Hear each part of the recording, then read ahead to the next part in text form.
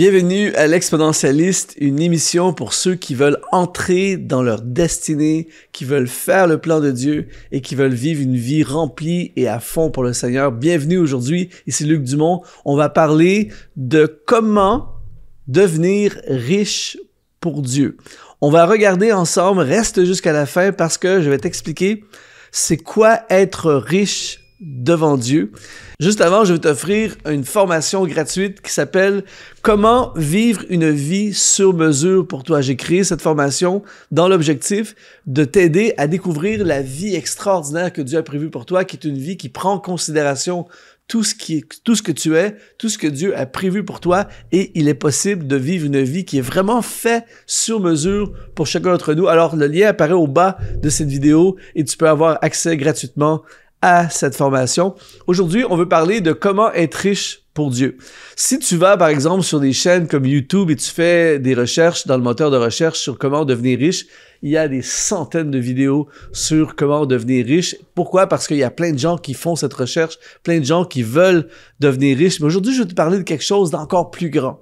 Je veux te parler de quelque chose qui dépasse tout ça. Je veux parler de la plus grande de toutes les richesses qui existent dans l'univers. C'est une vie où tu es riche selon Dieu, riche devant Dieu.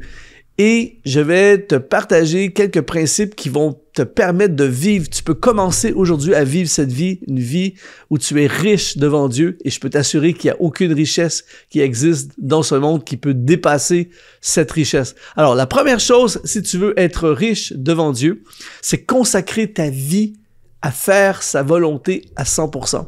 L'une des choses qui va activer dans ta vie une prospérité spirituelle, une bénédiction, une faveur, une plénitude intérieure, une joie profonde et des opportunités démesurées, c'est une vie où tu es en plein centre de la volonté de Dieu. Il dit dans Matthieu chapitre 12, au verset 50, « Quiconque fait la volonté de mon Père qui est dans les cieux, celui-là est mon frère et ma sœur et ma mère. » Il dit dans Matthieu chapitre 7 au verset 21, « Ceux qui me disent, Seigneur, Seigneur, n'entreront pas tous dans le royaume des cieux, mais celui seul qui fait la volonté de mon Père qui est dans les cieux. » Quand on étudie la Bible, et qu'on regarde tous les enseignements, tous les paramètres à travers l'Ancien Testament et le Nouveau Testament, et une évidence émerge, c'est que Dieu bénit ceux et celles qui marchent dans son plan. Dieu favorise ceux qui marchent dans sa volonté. Dieu accorde sa grâce, ses bénédictions,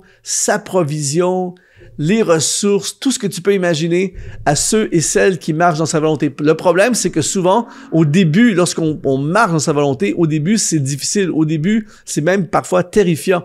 Mais si tu veux, aujourd'hui, tu dis, je veux être une personne qui est riche selon Dieu, eh bien, la clé numéro 1 aujourd'hui, c'est de te consacrer à faire la volonté de Dieu. La deuxième chose, c'est de faire des disciples. Ça, c'est un principe qu'on n'entend pas assez souvent dans l'Église et dans le corps de Christ, et un principe parfois qui est même mal compris, c'est-à-dire que nos actions prouvent qu'on n'a pas compris le principe, c'est-à-dire que Jésus n'a pas dit d'aller par tout le monde et de faire des rassemblements ou de faire des églises. Il a dit dans Matthieu chapitre 28 au verset 19, il dit « Allez ». Voici, imagine, là, Jésus vient de ressusciter, il est avec ses disciples, et là, il leur dit, voici ce qu'on veut vraiment que vous fassiez. Voici ce que le cœur de Dieu, voici la volonté de Dieu. Il dit, allez, faites de toutes les nations des disciples. C'est ça que Dieu demande.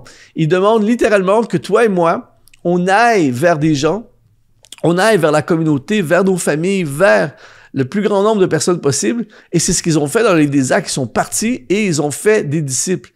Ils se sont consacrés à former des disciples. Et Jésus a donné le modèle lui-même. C'est ce qu'il a fait pendant son passage sur la terre. Alors, toi et moi, si aujourd'hui on décide de faire des disciples, on décide de faire exactement ce que Dieu demande.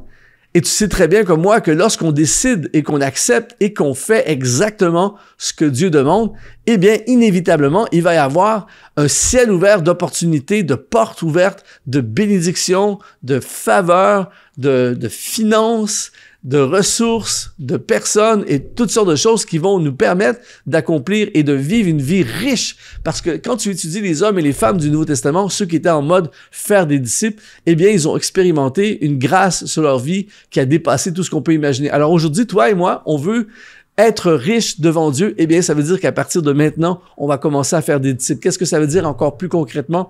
Ça veut dire que tu vas t'investir dans les gens que Dieu place autour de toi. Tu vas t'investir, que ce soit une personne, que ce soit 10 000 personnes, que ce soit 1 million de personnes selon le mandat que Dieu t'a donné. Mais les personnes que Dieu met devant toi, tu vas t'investir à en faire d'eux des disciples. Et des disciples, qu'est-ce que ça fait? Ça forme d'autres disciples. Et donc, il va y avoir une expansion dans le royaume de Dieu et c'est le cœur de Dieu. Et tu seras un homme, une femme sur qui il y a la faveur de Dieu. La troisième chose, si tu veux être riche, selon Dieu, c'est chercher son royaume en priorité.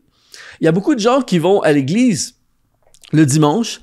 Il y a beaucoup de gens qui regardent des vidéos sur Internet, qui regardent des émissions sur des chaînes de télé, tout ça, chrétiennes, qui aiment le Seigneur. Mais la vérité, c'est qu'ils ne sont pas nécessairement en mode chercher le royaume en priorité. Ils cherchent le royaume occasionnellement. Il y en a qui cherchent pas du tout. Et le but aujourd'hui, ce n'est pas de porter un jugement sur qui que ce soit. Le but, c'est pour toi et moi, nous, on veut être des gens riches devant Dieu. Et il nous dit dans Matthieu chapitre 6, au verset 31 à 33, « Ne vous inquiétez donc point et ne dites pas, que mangerons-nous, que boirons-nous, de quoi serons-nous vêtus? Car toutes ces choses, ce sont les païens qui les recherchent.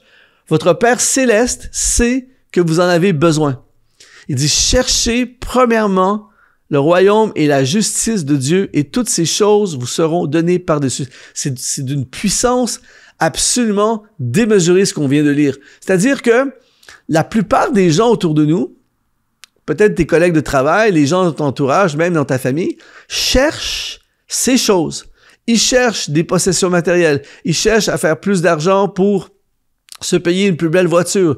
Ils cherchent des biens, ils cherchent des choses que ce monde a à offrir et tout le focus, toute leur vie, en fait, les routes sont bouchées à tous les matins et tous les soirs dans les grandes capitales par des gens qui vont travailler pour chercher de l'argent, pour chercher des finances, pour nourrir leur famille, tout ça. Et je ne dis pas que c'est quelque chose de mal, mais c'est leur focus. Toi et moi, on va être différents. On va chercher en premier le royaume de Dieu. Et il dit que notre Père, et c'est là que c'est ça qu'il faut qu'on capte, c'est que notre Père céleste sait qu'on a besoin de tout le reste.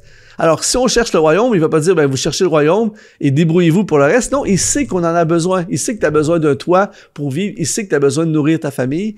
Il sait que tu as besoin de moyens de transport. Tu as besoin des vêtements, tout ça. Il est au courant de tout ça.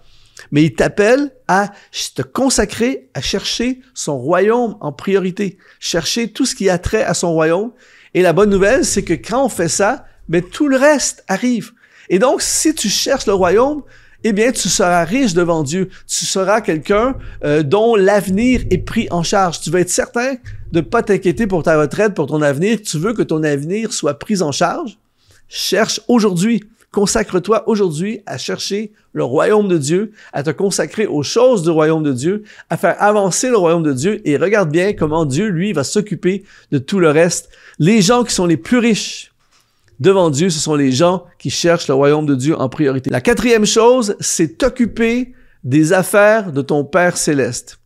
Jésus, à l'âge de 12 ans, en langage moderne, on dirait il a fugué, mais il n'a pas fugué. En fait, il est resté dans le temple.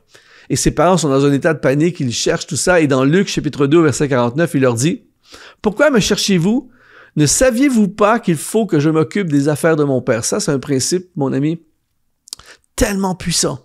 C'est-à-dire que Jésus, dès son adolescence, sa préadolescence, il était déjà focalisé sur les affaires. En anglais, c'est le business de mon Père.